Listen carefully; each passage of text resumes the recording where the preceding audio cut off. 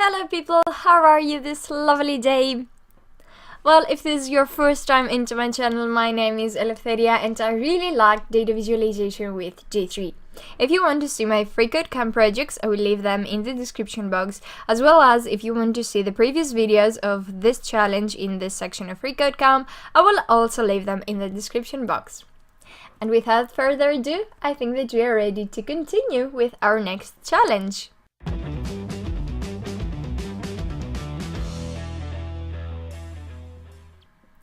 And this is add a hover effect to D3 element.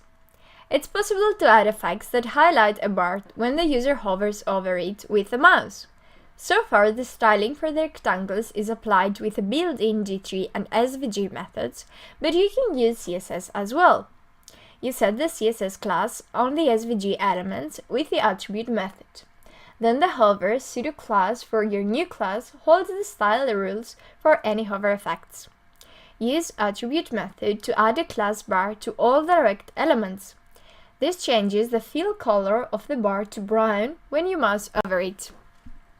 Alrighty, so let's go to line 28. Let's have an attribute, and it says to have a method to add a class of bar. So then I'm going to have also a class here with a bar. Okay, so let me see this one, and yes, it's correct, and now I continue with the next one. Alrighty, so add a tooltip to a D3 element. A tooltip shows more information about an item on a page when the user hovers over the item. There are several ways to add the tooltip to a visualization. This challenge uses the SVG title element. Title pairs with the text method to dynamically add data to the bars. So append a title element under each rect node. Then call the text method with a callback function so the text displays the data value. Okay, I'm thinking about that. So, okay, maybe what we have to do is to append. So let me write it here, dot append, and then I'm going to have a title, okay, and then I'm also going to have the text, and I will use the callback, which means that I have to do it in this way, and then like this, not, but like this. Okay, let me check this one. And I think it's correct, so you're fine with this. Create a scatterplot with SVG circles. Okay, that sounds also very interesting. So it says a scatterplot is another type of visualization. It usually uses circles to map data points, which has two values each. These values tie to the X and Y axis and are used to position the circle in the visualization.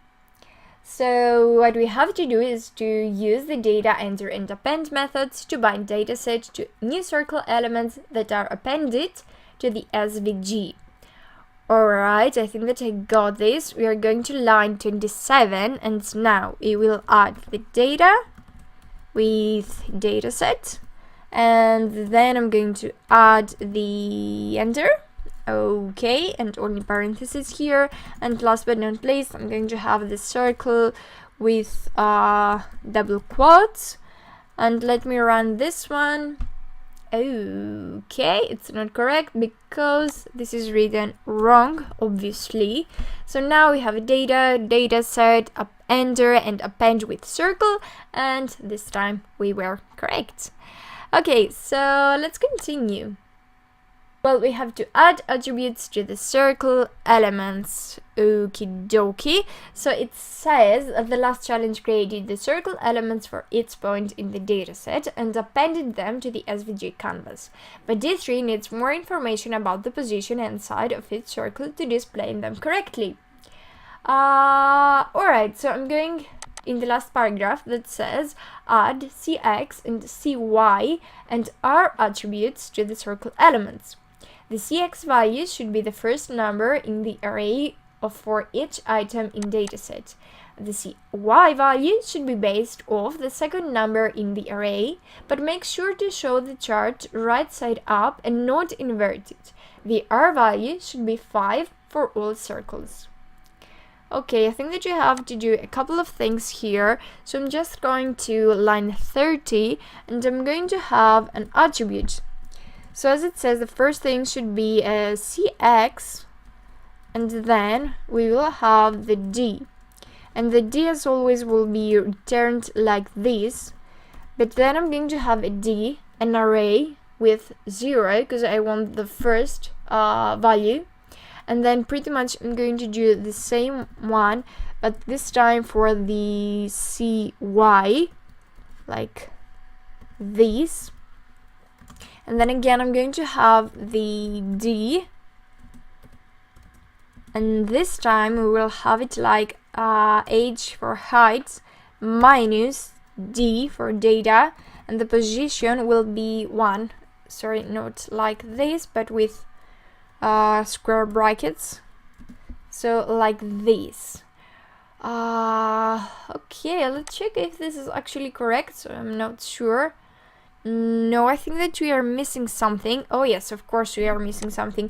I didn't add the radius, and the radius is with attribute and then R. Okay, and then 5. Okay, and that's correct. So this will be the last thing for this video, but if you liked it, please don't forget to like and subscribe. Have an amazing day and see you in the next video. Bye!